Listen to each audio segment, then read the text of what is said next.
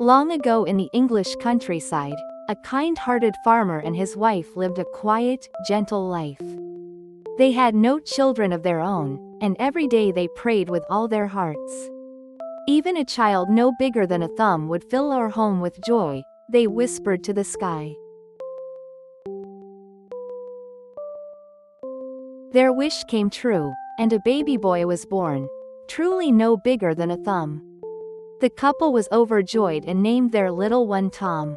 Though Tom was very small, he was full of life and wonderfully clever.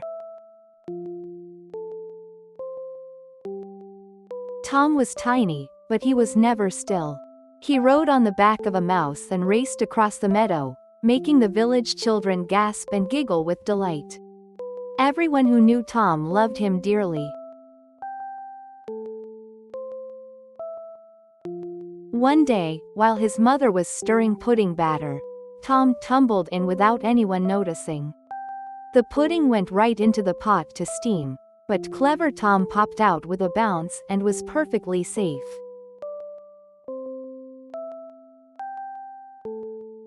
On another day, Tom went out to the fields with his father and tucked himself into a bundle of hay to rest.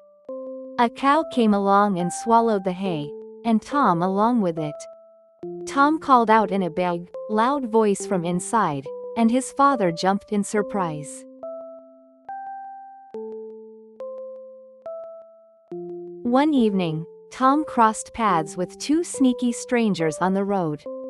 When they spotted such a tiny boy, they thought he might be useful. "A little fellow like you could slip through any keyhole," one of them said with a sly grin.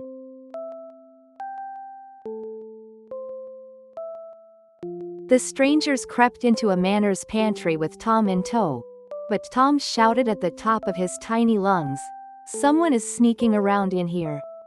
The startled pair stumbled over each other and hurried away as fast as their feet could carry them.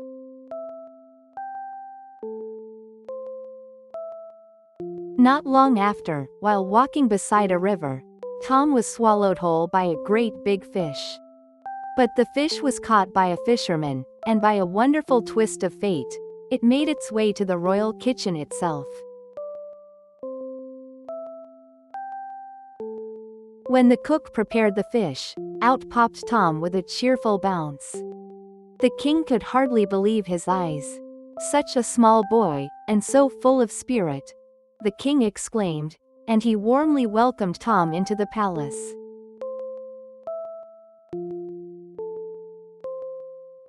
Tom danced and performed right in the palm of the king's hand, bringing smiles to every face in the royal court. The king was completely charmed. "You are my very favorite companion in all the palace," he said with a warm laugh.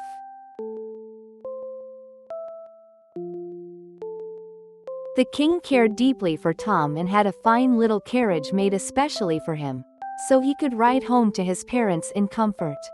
When his mother and father saw Tom again, they wept happy tears and held him close.